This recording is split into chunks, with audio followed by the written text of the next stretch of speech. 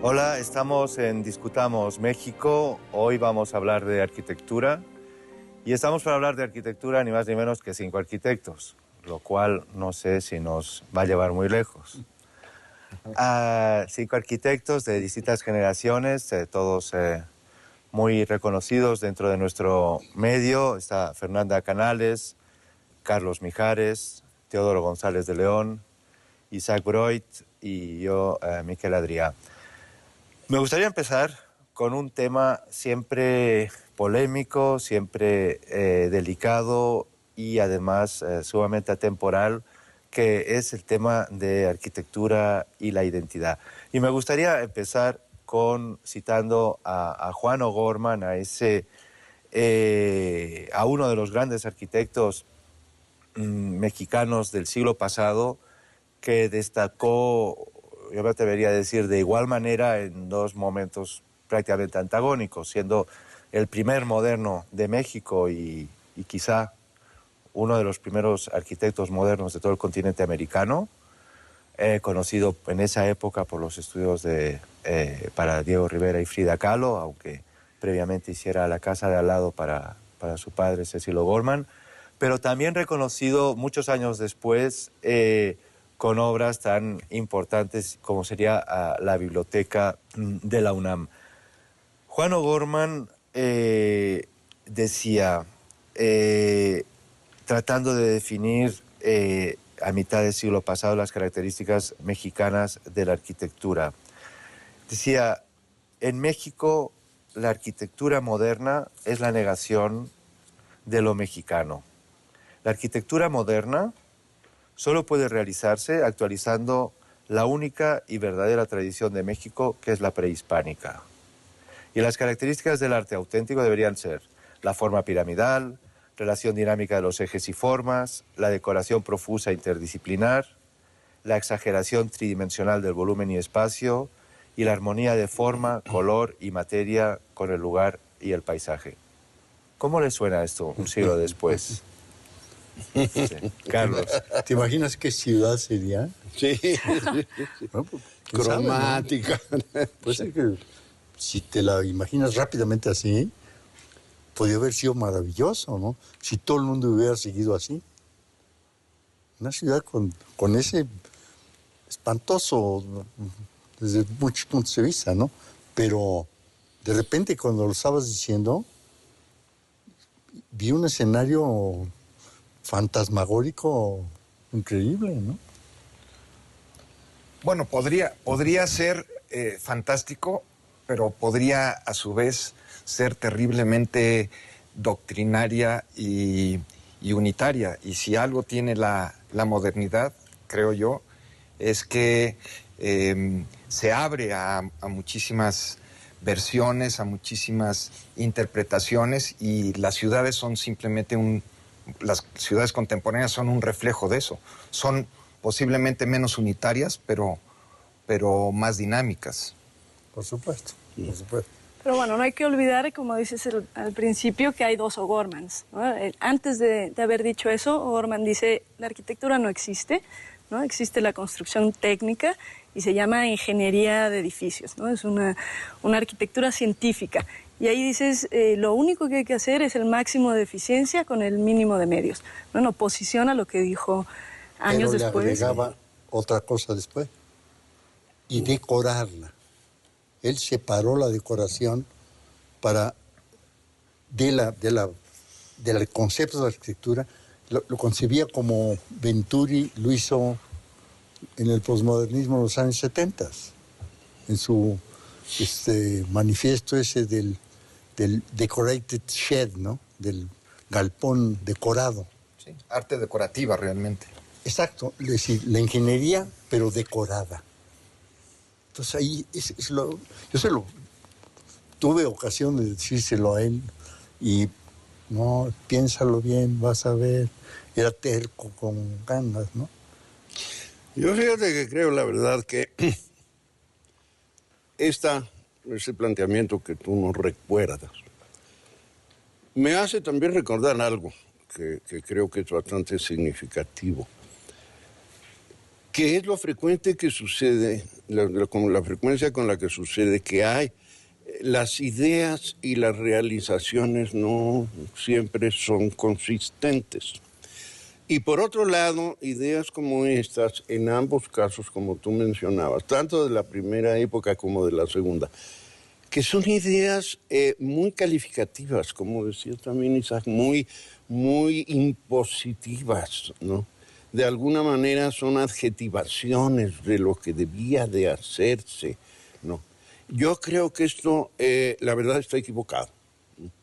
Es decir, yo coincido en que la arquitectura es otra cosa, o quiere ser otra cosa, quiere ser algo mucho menos predeterminado, ¿no? Como en principio sucede con esto. Hay que hacer taludes, hay que hacer esto, hay que hacer... Yo creo que incluso la historia de la arquitectura, una de las cosas que ha faltado en México es leer la historia como arquitectura, ¿no? Es decir, ¿qué podemos aprender del prehispánico, del colonial, del churrigueresco, del 16? ¿Qué podemos aprender de la arquitectura del 19, de la arquitectura del 20, de la arquitectura extranjera, de la popular, de la culta? Es decir, ¿qué pasa con eso, no? No es que tengamos que ser de una cierta manera, eso me parece, la verdad, muy dudoso. El tema de la ideología, yo creo que tú preguntabas que qué pensábamos un siglo después de lo que dijo Gorman. Yo creo que el tema mismo de la ideología se ha reinterpretado, yo creo que de manera positiva. Hay un economista hindú que yo respeto personalmente mucho, Amartya Sen, que ha hecho estudios sobre la ideología y cómo la ideología a mediados del siglo pasado implicaba de alguna manera ser monolítico. Si eras de izquierda no podías ser religioso, por decirlo de algún modo, y cómo ahora el tema de la ideología se ha ampliado y tú puedes ser ahora un personaje de izquierda, pero ser religioso, pero que te guste comer bien, que te guste el fútbol. Todo eso forma parte de una identidad que es mucho más compleja.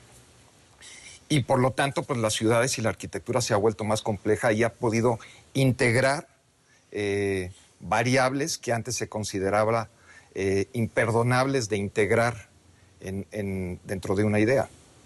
Y yo creo que eso ha enriquecido la arquitectura, y la arquitectura mexicana en particular también.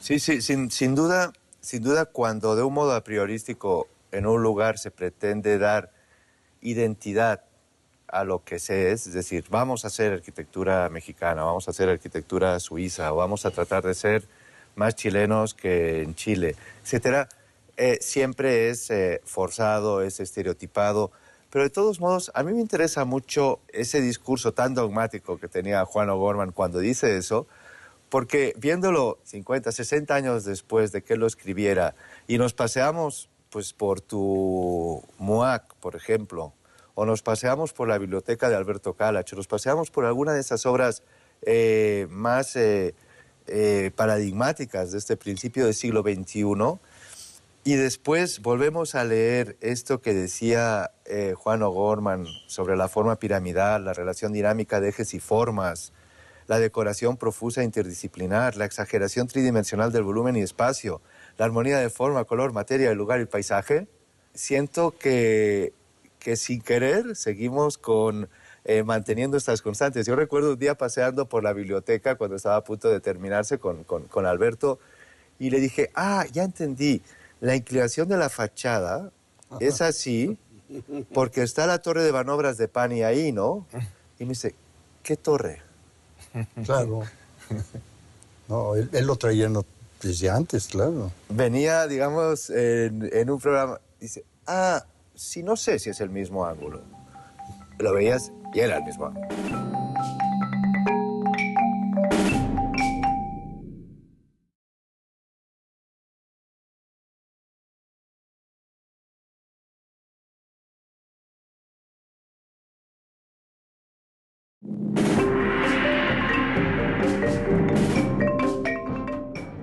Yo recuerdo un día paseando por la biblioteca cuando estaba a punto de terminarse con Alberto y le dije, ya entendí, la inclinación de la fachada es así porque está la torre de Banobras de Pani ahí, ¿no? Y me dice, ¿qué torre? Venía, digamos, en un programa, dice, sí, no sé si es el mismo ángulo. Lo veías y era el mismo ángulo. Entonces, como que hay una serie de elementos que de algún modo van surgiendo y que de algún modo también estamos acostumbrados a dar por hecho o argumentar una serie de cosas.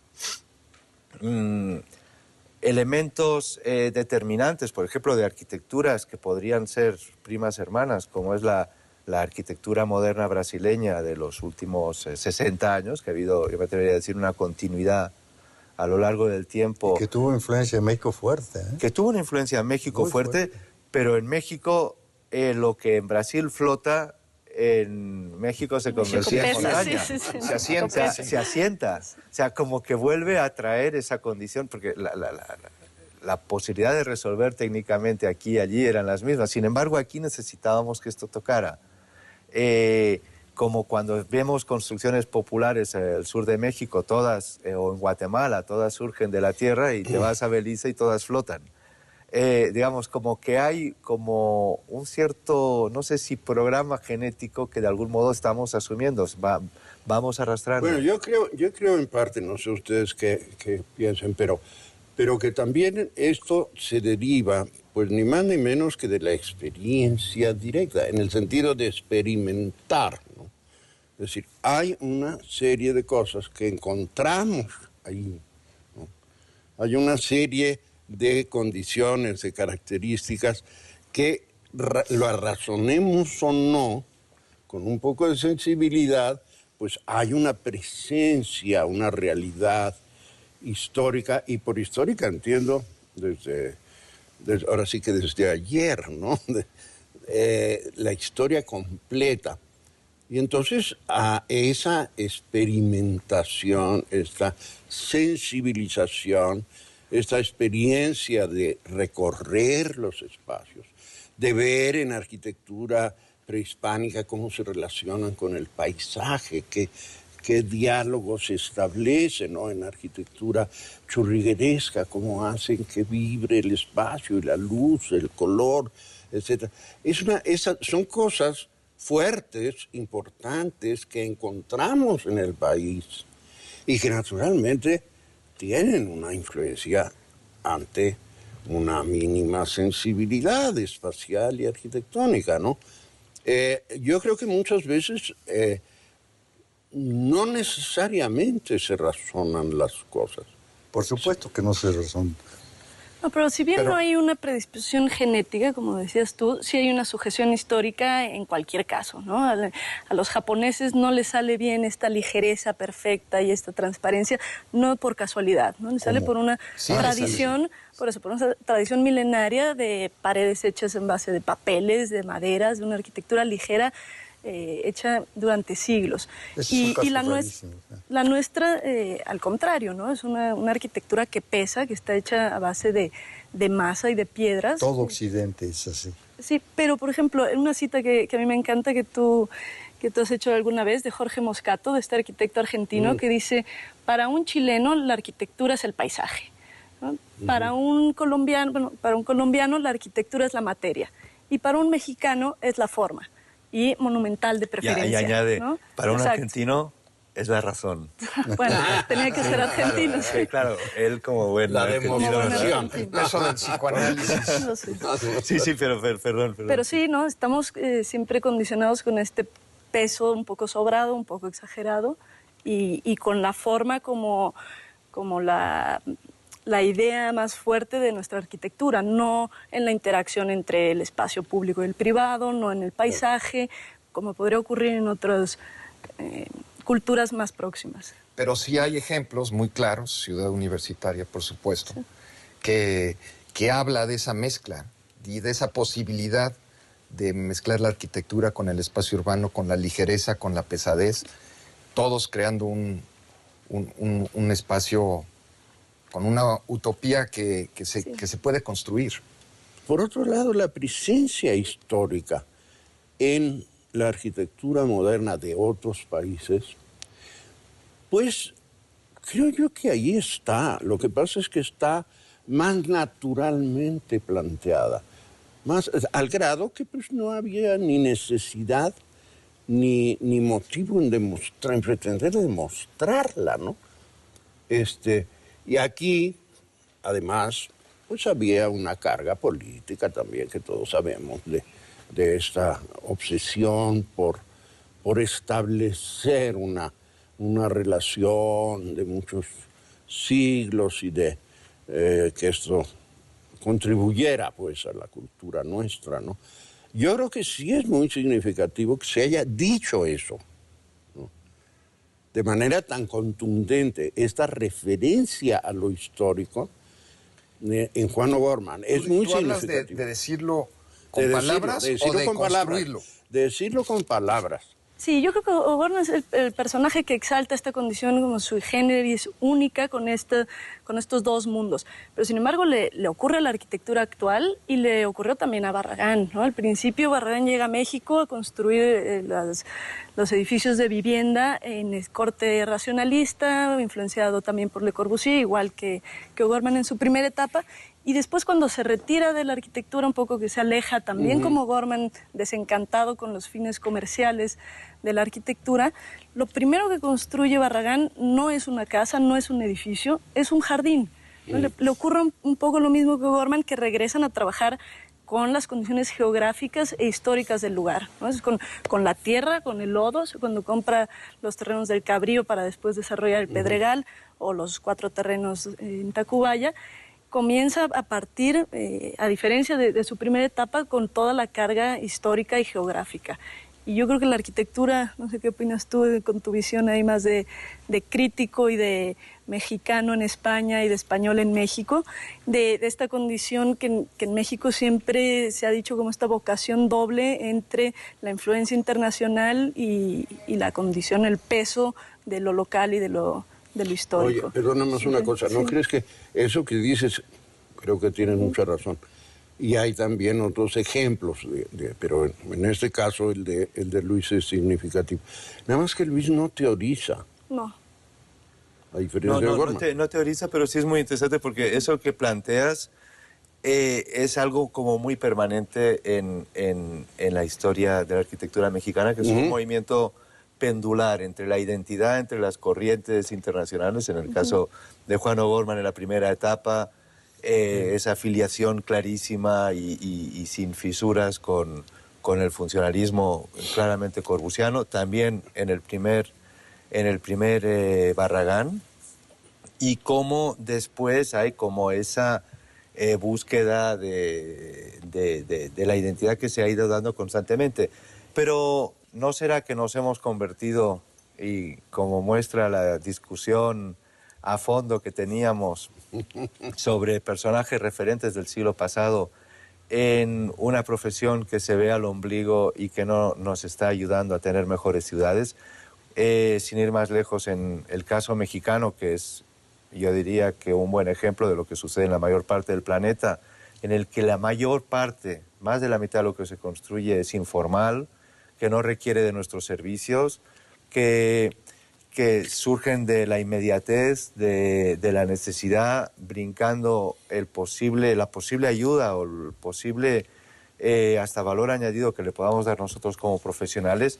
¿Qué puede hacer nuestra arquitectura? ¿Qué podemos hacer nosotros como arquitectos para transformar nuestro medio? ¿Cómo podemos de algún modo actuar eficazmente sobre nuestras ciudades?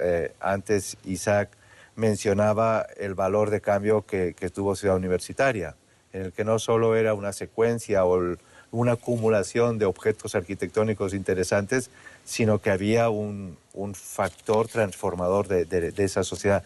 Pero eso, ¿somos capaces de hacerlo ahora?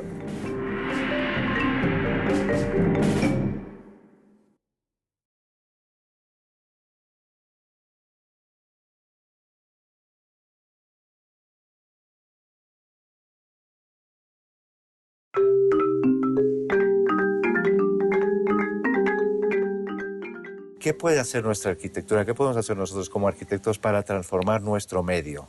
Antes Isaac mencionaba el valor de cambio que tuvo Ciudad Universitaria. Pero eso, ¿somos capaces de hacerlo ahora? En el caso de la ciudad lo veo muy difícil.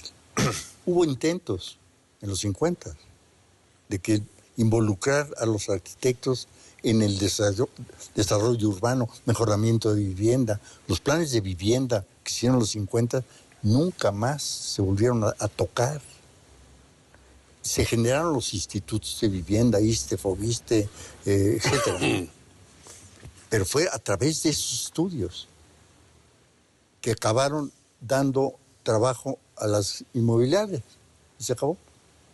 Inmobiliarias que producen objetos masivos, repetitivos, sin imaginación. Son pedazos de ciudad espantosos, ¿no? Si tú analizas cómo están esas áreas de ocupación precaria, están empacados en una forma admirable. En un lote tienes 4 familias, cosa que en 2 pisos, a veces en un solo piso. Eso no lo puedes proyectar tú, porque ellos lo van haciendo con agregados. Es un acto experimental profundo y de empacamiento de alta densidad que no lo puede hacer el diseñador. No lo puedes diseñar, vamos. Yo como Teodoro me encuentro un poco escéptico del poder transformador que tenemos los arquitectos. Los arquitectos tenemos la capacidad técnica para hacerlo, pero yo creo que los rumbos que tiene que tomar la sociedad en general deben de ser otros, y en ese momento nosotros podemos actuar.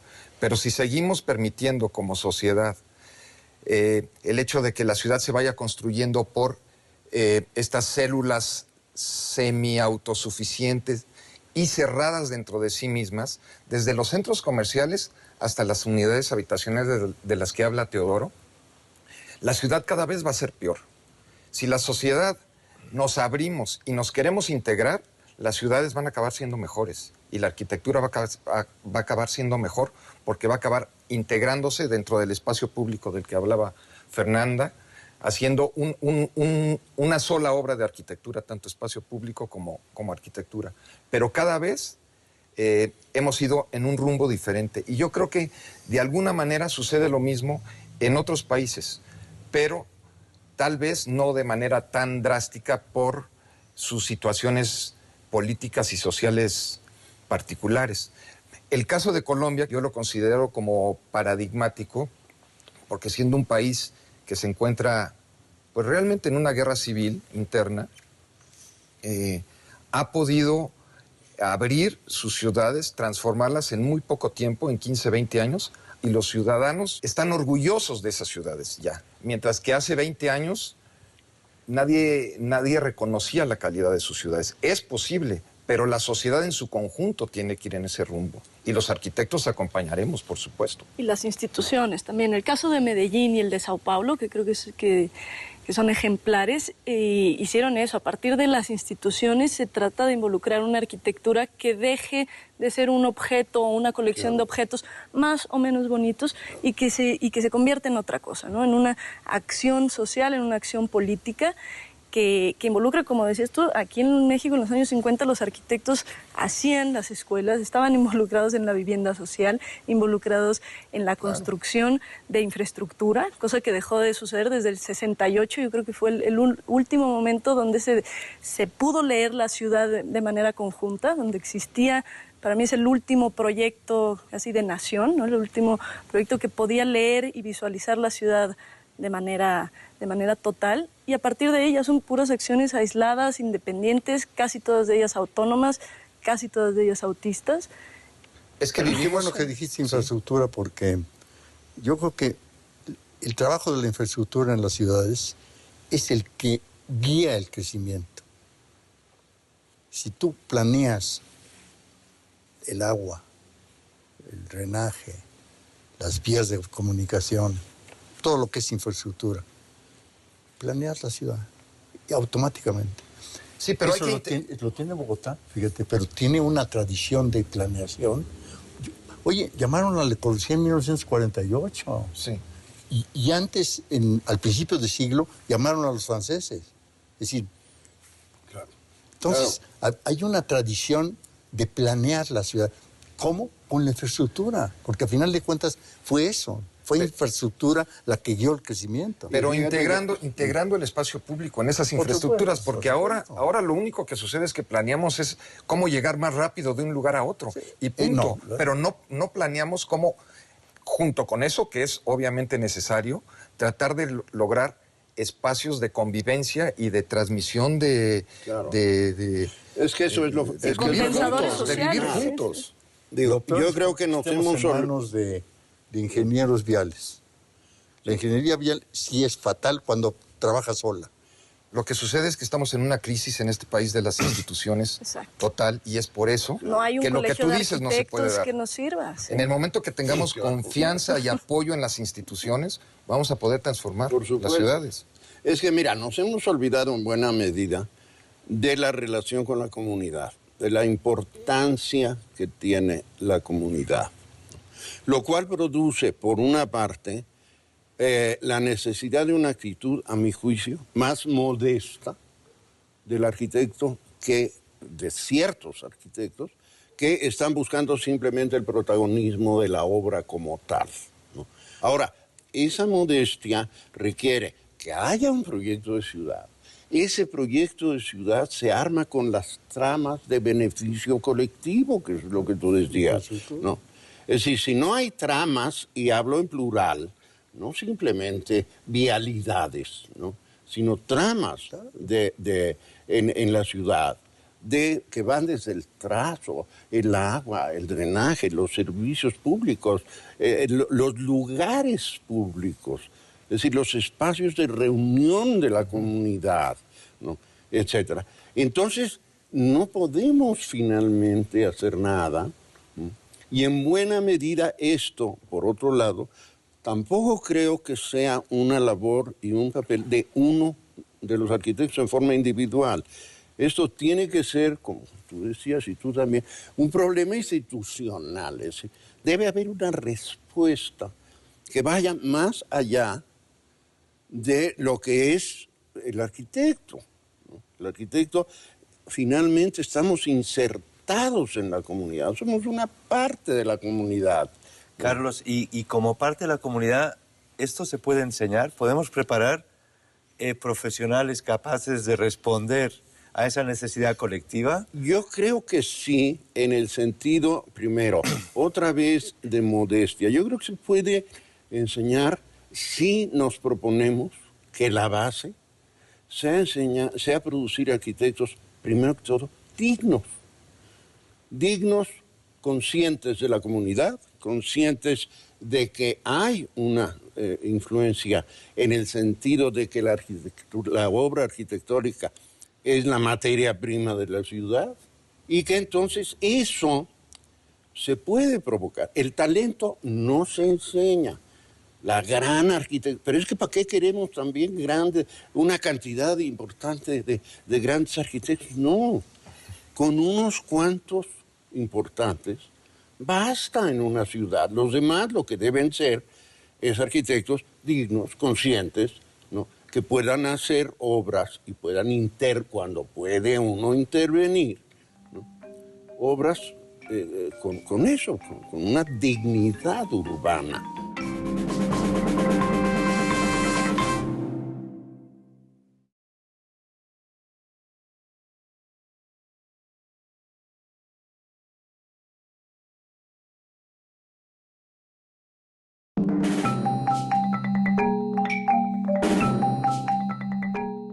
El talento no se enseña.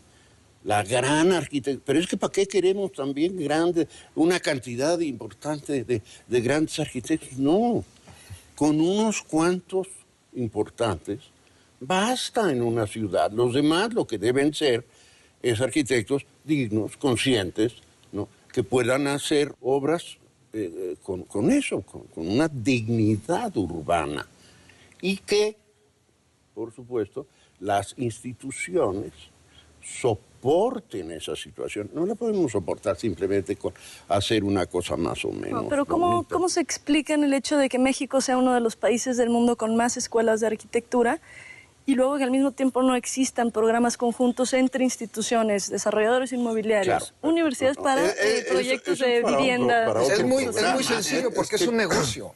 No, y el Hay- Hacer hay- escuelas. Pero es un Hay, negocio. hay un dato, negocio hay un en dato todas muy, partes, muy interesante sí. complementario a Sí. esto. Si bien México es el país, creo que tiene 180 escuelas, quizás si no el que más, de los que más escuelas tiene. Si nos fijamos en otro país como Suiza, que es de donde salen últimamente durante las últimas décadas de los mejores arquitectos del panorama internacional, se da un caso muy curioso. Antes tenían 4 escuelas de arquitectura y decidieron mejorar. ¿Saben qué hicieron? Quitaron una. Claro, claro, Bravo, por supuesto. bravo. Y nosotros, claro, tenemos 180. Entonces, claro, hay un problema No, tenemos de densidad más de inteligencia, estudiantes. ¿no? De Que acumulación. Estados Unidos. Sí, sí. El único país que tiene nos más estudiantes de triplica la arquitectura población. es Italia. Es Italia, sí. Pero nosotros tenemos más escuelas. Más escuelas. Es que hay una cosa que a mí me parece muy Entonces el problema rica. es político, Claro. no hay que olvidar. Y es económico. y es un El problema es negocio, político. como dice... Hay una dice clase Isaac, claro. política generada desde los 60 para acá que piensa con inmediatez todo, que no ve a futuro. 6 No se puede años. hacer infraestructura en 6 años, En 6 de años. nada, ni de ciudad, ni de un pueblito. Necesitas más de 6 años, siempre. Esa es la traba política más seria que tiene México en comparación con toda Latinoamérica, donde hay reelección, donde hay cosas de ese tipo que apenas se empiezan a discutir en la Cámara. Eso es triste, pero está todo ligado. Tú lo escribías en uno de tus libros que los tiempos de la política son diferentes a los tiempos de la Por arquitectura. supuesto, la creación en arquitectura, la preparación, es a largo plazo. La política es la solución que tienes que dar ya. Pero bueno, toda la historia de arquitectura mexicana creo que se podría ver o contar a partir de los periodos sexenales de gobierno, ¿no? Eso A es partir muy de los- triste. Claro. Es muy triste Lo pensar cual en es eso. terrible. Pero ¿cómo ves tú, Miguel, Pero no que creo- hace... No creo que puedas decir, este arquitecto es alemanista, tampoco. Ni este es López Mateísta. Ahí está el no, fondo. no es, No. es otro. Pero la Otro producción quizá...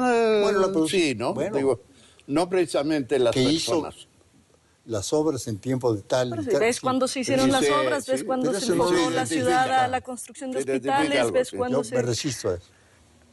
Pero hace, no sé, hace cerca de 15 años escribías estas visiones o previsiones para la arquitectura mexicana en la publicación de 2G sobre arquitectura latinoamericana. Te enfocabas en el caso mexicano y decías ahora con la crisis en ese momento del 94 va a haber un periodo de mayor reflexión, de una arquitectura que se ve hacia adentro, ya no copia el high-tech importado. ¿Cómo lo ves ahora? Con estos otros, digo, que volvió a haber este boom económico, que vuelve a haber ahora un periodo de posible reflexión.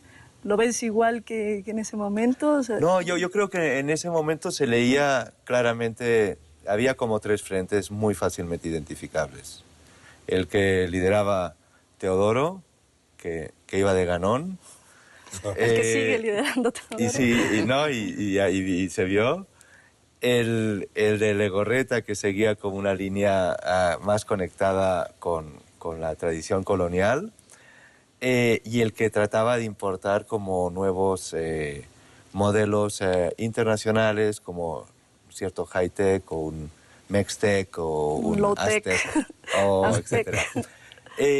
No, lo que vimos en este periodo de tiempo es que lo que aumentó fue como la diversidad, y la diversidad convertida como en riqueza.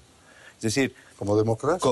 como riqueza, y parece un poco una obviedad, pero si lo comparamos con otros países no es tan obvio. Es decir, en México en este momento podemos ver arquitectura como un valor casi marginal, como un valor artístico marginal, porque en realidad Sí, la como un sociedad lujo. vive a pesar de, pero en el que la diversidad se da con arquitectura de calidad, en arquitectos de distintas generaciones, desde Teodoro hasta los más jóvenes, y cada uno tiene su propio sesgo, si bien a todos los podemos englobar en esa idea de arquitectura mexicana.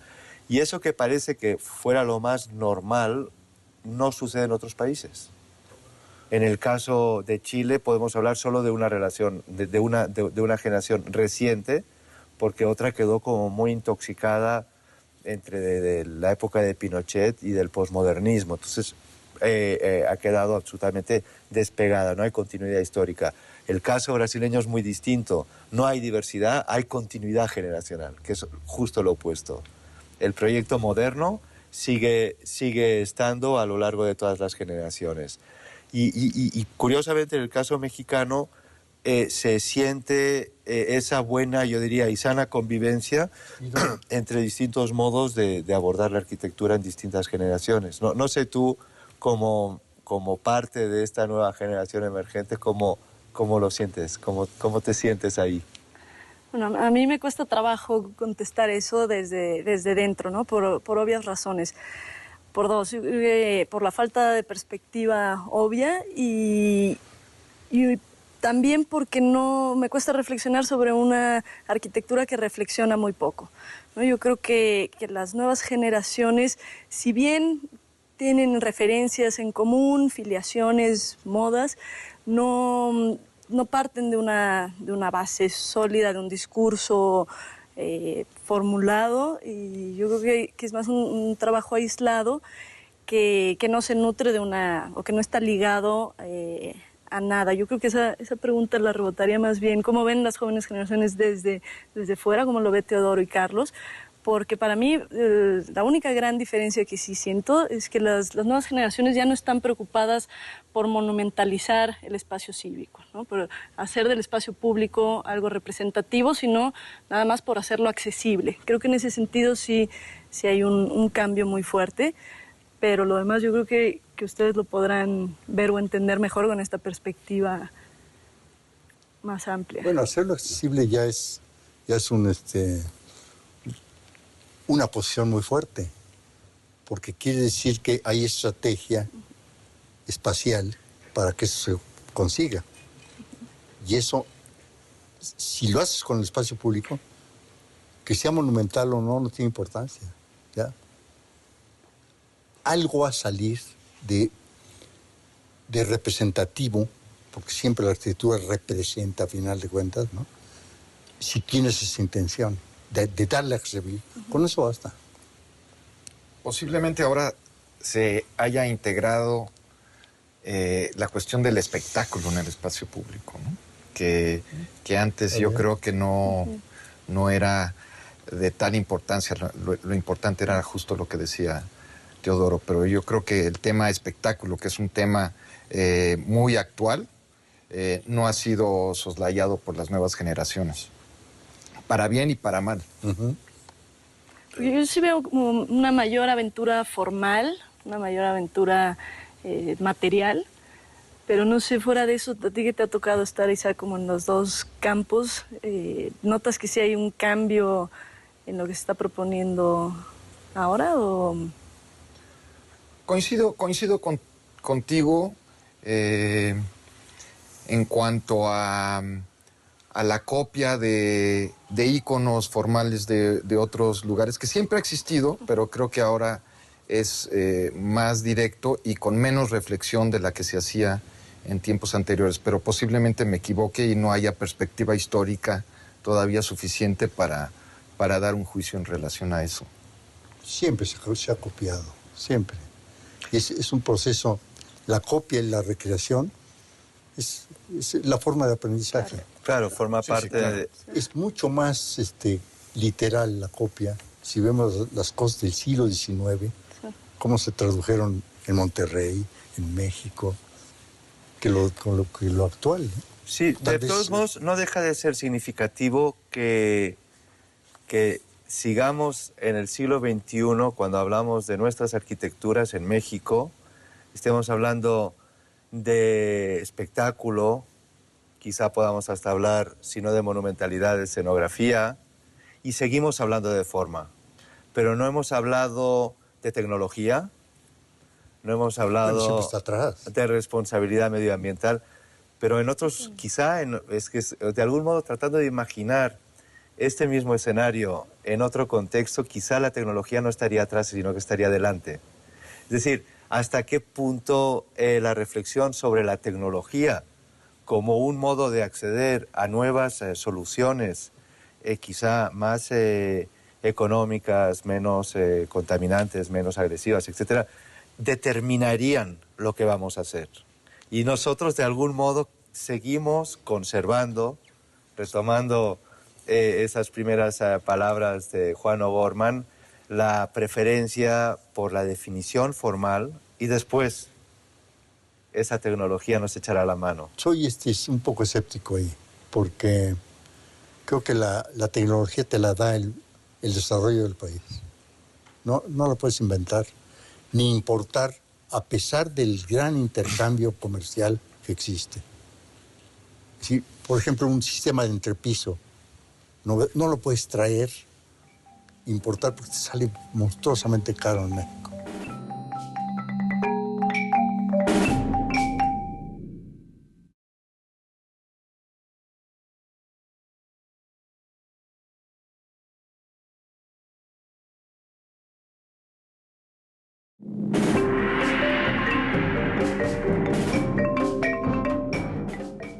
Creo que la tecnología te la da el desarrollo del país. No la puedes inventar ni importar. Por ejemplo, un sistema de entrepiso no lo puedes traer, importar, porque te sale monstruosamente caro en México, aunque sea brutalmente económico. Sí, pero si no lo produce la industria de la construcción. Pero estás pensando en tecnología importación. Podríamos pensar en tecnología investigación propia, por ejemplo. Y no. Sí, yo creo que lo que tú dices es que si estuviéramos en Francia, posiblemente el tema de la tecnología hubiera sido un tema común en nuestra plática. Y aquí no lo es. Como que hay países... Curiosamente. En realidad es porque ahí hay más tecnología, está más presente. Pero yo creo que en el fondo, la verdad... Es que el tema de arquitectura finalmente es mucho más muy complejo. Y la tecnología, de alguna manera, como dice Teodoro, es algo que uno, en términos generales, da por hecho que ahí está, que hay una disponibilidad, ¿no? Tú la puedes forzar, ¿no? La que existe, a un límite, y no más. Es decir, tienes además el problema de la mano de obra mexicana y de la ineficiencia en el trabajo. Las cosas hay que repetirlas 3 veces, cosas por el estilo, ¿no? Qué bueno que lo mencionas, porque hay otros arquitectos que hablan maravillas de la mano de obra mexicana. Yo coincido contigo en la falta de calidad de la mano de obra mexicana, pero hay otros arquitectos que simplemente la exaltan, no solo dentro de nuestras fronteras, sino afuera también, ¿no? Y yo creo que hay que cuestionar eso como país. Claro.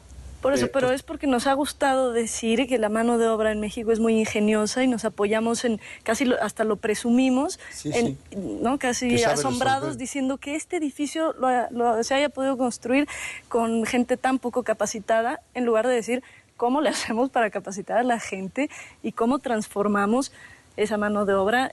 Claro. Es que hemos estado acostumbrados en esta tradición colonial de construir cualquier cosa de cualquier manera porque la vamos a recubrir y le vamos a poner una máscara y entonces se va a ver bien, entre comillas. Pero cuando tú quieres hacer algo expuesto, como la arquitectura de Teodoro o alguna arquitectura que hacemos nosotros, es prácticamente imposible. Es un sufrimiento constante, diario. Y eso habla de la mala calidad. Y por otro lado, no estamos construyendo caro, ¿eh? Estamos construyendo... Ahora ya el MUAC en Estados Unidos hubiera costado 10 veces más. Claro. Claro, por muchas razones, ¿no? Y no lo habrían hecho mejor. Oye, pero hay una situación que tiene que ver también con lo que tú dices, creo yo, que es esta relación, es la reacción también de la gente.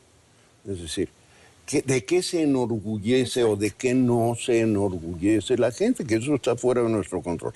Y es un hecho que una de las cosas que han pasado en México es que se ha perdido la exigencia y el reconocimiento de lo que está bien hecho, ¿no? Sí, aquí el orgullo No hay orgullo. Aquí el orgullo está en la odisea de haberlo hecho, ¿no? Con las condiciones Claro. mínimas de salud, mínimas de seguridad Es decir, en una es obra que es el y se alarde. hizo. Y rápido Pero porque es se el- tiene que inaugurar Ese porque ya va a más que salir el orgullo es proyecto. alarde, ¿no? Volvimos al tema político. Mucho de eso está contaminado de la prisa política Claro. en las obras. Sí, pero de todos modos el conflicto este de las urgencias yo creo que es un signo de los tiempos, creo que no es un tema solo nuestro. Es decir, en todos los lugares del mundo necesitan estar inaugurando, pero de Pero repente empiezan como... antes. Quizá empiezan antes y prevén los recursos necesarios para hacerlo tema antes. del- Y nunca les alcanza también, ¿eh? Y nunca... Es una constante ahora mundial. Fallar en el estimado de costos de una obra se ha vuelto una constante mundial. ¿Cuánto costó el túnel? Costó 3 veces lo proyectado. El túnel en Suiza, el túnel, Sí. doble. Las obras que hizo Mitterrand, al doble, todas. Bueno, ante toda esta complejidad que evidentemente los arquitectos solo somos una pieza más dentro de un engranaje social, político, económico, sí se han venido dando históricamente algunas excepciones, pero quizá lo que más nos interesa, lo que estamos viendo, no sería el carácter tan excepcional como tú planteabas antes, Carlos, sino la posibilidad de que colectivamente seamos capaces de generar un mejor producto, una calidad media, que no estuviéramos tan determinados en formar parte del éxito fugaz, ese Andy Warholiano de los 15 minutos de gloria por formar parte de esa inauguración que después a veces acaba en una ruina decrépita, y tratar de algún modo de contagiar como colectivo, como profesionales, a una sociedad de que les podemos ayudar en algo, de que podemos aportar algo, porque no deja de ser paradójico que en muchas sociedades como la mexicana no se nos esté pidiendo, no se nos esté demandando como profesionales que les demos soluciones, sino, ¿no es cierto?, que a veces quedamos relegados solo a la autoría de un pequeño porcentaje de lo que se está haciendo. Del buen gusto. Del buen gusto, exacto. De estar ahí, de ser los que le podemos añadir el color a una esquinita. Pero yo creo que sí empieza a haber arquitecturas donde normalmente no nos hubieran invitado, ¿no? El mercado de Milpa Alta de Mauricio Rocha, la Escuela de Invidentes, el Faro de Oriente de Alberto Kalach, inclusive el Museo del Chocolate de Michelle Rodkin en la autopista a Toluca. Creo que sí hay una interacción más amplia con la periferia o con zonas marginales que hasta hace poco no se había visto. Es que eso Pero en el es siglo lo pasado, que es claro que importante. fuimos invitados a todas esas cosas. Con mayor énfasis. Bueno, yo creo que quedan muchos temas abiertos. Nos damos cuenta de la importancia de la educación, la posible incidencia en nuestras ciudades, en nuestro entorno. Pero vamos a tener que terminar aquí este programa. Muchas gracias a todos, a Fernanda Canales, a Carlos Mijares, Teodoro González de León y a Isaac Broit y a toda la audiencia que nos vea. Bueno, gracias a todos. Gracias, Gracias. muchas gracias, de verdad.